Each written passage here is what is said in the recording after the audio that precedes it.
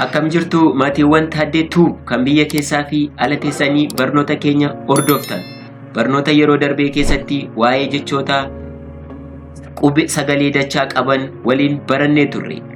Maarree isinirraa immoo kan eegamu warri maatii keenya taatan subscribe gochuudhaan akkasumas share gochuudhaan hiriyoota keessan bira akka nuuf qaqqabsiistan kabajaan isin gaafanna. Har'a kan waliin barannu waa'ee hima ijaaruu jechuudha. Hima jechuun walitti qabama jechootaa yookiin immoo ida'ama jechootaa jechuudha. Maarree kana gaafa dubbisnu maal jedhaa? Hima ijaaruu jechuudha. Mee kallattumaan gara barnoota keenya. Maalin jedhan jedhe kuni hima ijaaruu. Gaafa kan waliin dubbisnu kun maal jedha jechi kuni xalayyaa kunoo dubbisuu. Kuni jecha tokko kun jecha tokko. Jechoota kana lamman gaafa walitti daballu maal arganna? Hima arganna. Hima maal jedhu? Xalayyaa dubbisuu. Xalayyaa dubbisuu. Kunoo mana. Kunoo nyaata. Jecha maal jedhu? Manaa fi nyaata kan jedhu kana walitti finne hima maal jedhu arganna? Mana nyaataa. Mana nyaataa. Kunoo aadaa. Kunoo keenya. Jechoota kana lamman gaafa walitti daballu aadaa keenya. Aadaa keenya. Kunoo hojii. Kunoo dhuunfaa. Jechoota kana gaafa walitti daballu hojii dhuunfaa. Hojii dhuunfaa. Kanaaf maalidha ree? Hima jechuun walitti qabama jechootaati jechuudha. Al tokko isiniin dubbisaa. Xalayyaa dubbisuu. Xalayyaa dubbisuu. Mana nyaataa. Mana nyaataa. Aadaa keenya. Aadaa keenya. Hojii dhuunfaa. Hojii dhuunfaa. Baay'ee gaariidha. Barnoonni keenya ittuma fufee jira. Maal jedha kunin jedhee? Hima ijaaruu. Hima jechi jedhu jecha tokko. Ijaaruu kan jedhu jecha tokko. Jechoota kana lamman gaafa walitti finnu hima maal jedhu arganna? Hima ijaaruu jecha jedhu argannaa jechuudha.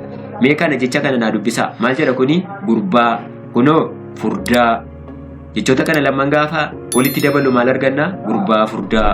Gurbaa furdaa. Kunoo huccuu. Kunoo moofaa. Jechoota kana gaafa walitti daballu huccuu moofaa. Huccuu moofaa. Kunoo madda. Kunoo galii.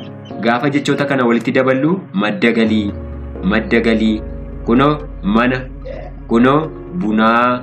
Gaafa jechoota kana walitti daballu mana bunaa. Mana bunaa. Kunoo carraa. Kunoo gaarii. Gaafa jechoota kana walitti daballu carraa gaarii. Carraa gaarii. Kunoo daandii. Kunoo konkolaataa.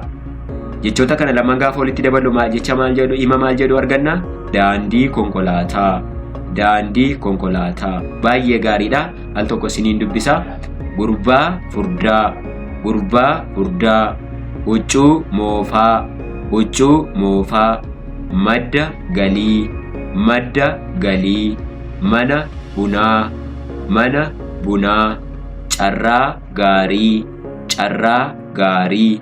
Daandii konkolaataa. Daandii konkolaataa. Baay'ee gaariidha. Kanaaf hima jechuun maalidha jenne? Walitti qabama jechootaati jechuudha. Barnoonni keenya ittuma fufee jira. Maal jedha kun? Hima ijaaruu. Mee kana gaafa waliin dubbisnu jechi kuni madda. Kunoo beekumsa. Jechoota kana lamman gaafa walitti daballu hima maal jedhu arganna? Madda beekumsaa. Madda beekumsaa. Kunoo lafa. Manaa. Gaafa walitti daballu lafa manaa.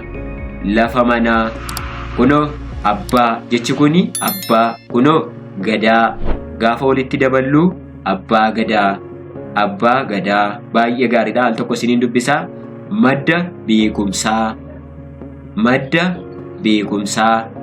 Lafa manaa. Lafa manaa. Abbaa gadaa. Abbaa gadaa. Baay'ee gaariidha. Maalla kuni himadha jechuudha. Viidiyoo keenya yeroo darbanii keessatti jechoota viidiyoo tokko isaatiin seera jechootaa isin barsiiseen ture. Isaanis jecha sagalee jabaa, jecha sagalee rabutaa, jecha sagalee dheeraa, jecha sagalee gama duraan dheeraa, jecha sagalee gama boodaan dheeraa, jecha sagalee qubee dachaa qabanii waliin barannee turre. Viidiyoo keenya yeroo darban irraatii ilaaluu dandeessu. isaan sana yoo hordoftanidha keeyyata kan dubbisuu dandeessanii hamma imarra geenye irraa wanti nu hafes jira garuu adeemsuma keessa waliin barachaa deemna maarree ammallee warri maatii keenya hin taane akka maatii keenya taatan akkasumas warri maatii keenya taatan immoo subscribe gochuudhaan akka nu bira dhaabbattan kabajaan isin gaafanna. Barnoonni keenya har'aa waa'ee himaa ture. Hima jechuun walitti qabama jechootaa yookiin ida'ama jechootaa jechuudha.